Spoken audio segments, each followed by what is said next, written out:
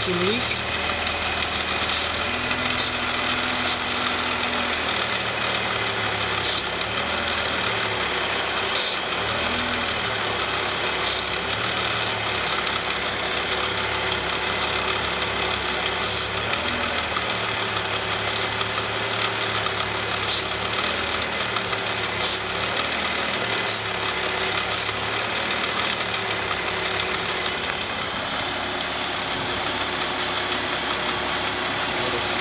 As soon as we do spray this on, idle changes.